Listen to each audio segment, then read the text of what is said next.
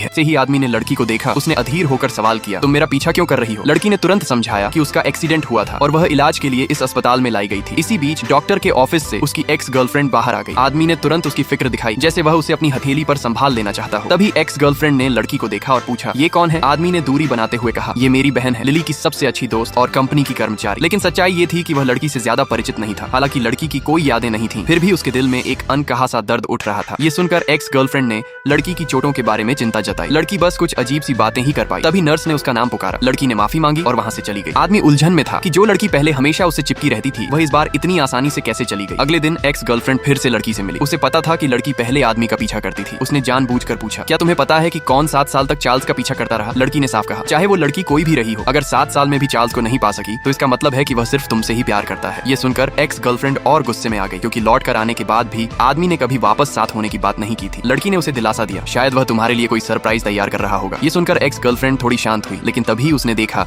कि आदमी उधर आ रहा है। ताकि आदमी लड़की के लिए कोई भावनाएं न बना ले, उसने जानबूझकर झील में कूदकर लड़की पर इल्जाम लगाने की कोशिश की। ये देखकर आदमी तुरंत पानी में कूद गया और एक्स गर्लफ्रेंड को बचा लिया। लड़की डॉक्टर को बुलाना चाहती थी, लेकिन आदमी ने उसे डांट दिया। उस पर इल्जाम लगाया कि उसने किसी को पानी में धक्का दिया है और मौके का फायदा उठाकर भागना चाहती थी। बिना कुछ सुने आदमी ने अपने लोगों से कहा कि लड़की को पानी में धकेल दो। जब लड़की को होश आया तो लिली उसके पास बैठी थी और बोली, तुम तो बस एक दिन के लिए ही बेहोश थी। लड़की ने सच्चाई छुपा ली ताकि लिली दुखी न हो, लेकिन लिली ने कहा, मेरी समझ के मुताबिक मेरा भाई तुमसे जरूर प्यार करता है, बस अभी तक उसे एहसास नहीं हुआ है। क्या तुम अब भी उसके लिए नहीं लड़ोगी? ये सुनकर लड़की को झील वाला मंजर याद आया और उसने साफ कहा, मैं कभी उस आदमी के लिए नहीं लड़ूंगी जिसका दिल किसी और का हो। अस्पताल से छुट्टी मिलने के बाद लड़की ने नौकरी से इस्तीफा दे दिया और अपने माता पिता और पालक भाई विलियम के पास लौट आई। वह उसे खुश करने के लिए ज्वेलरी डिजाइन प्रतियोगिता में नाम लिखवा देता है। लड़की ने अपना सबसे अच्छा डिजाइन ड्राफ्ट तैयार किया और शुरुआती राउंड भी जीत लिया, लेकिन फाइनल में उसकी फिर से आदमी से मुलाकात हो गई। जैसे ही वे मिले, एक्स गर्लफ्रेंड ने उसका मजाक उड़ाते हुए ताना मारा और जब आदमी ने विलियम को देखा तो उसने सोचा कि लड़की ने किसी को जानबूझकर बुलाया है ताकि उसका ध्यान खींच सके। इतना आत्ममुग्ध इंसान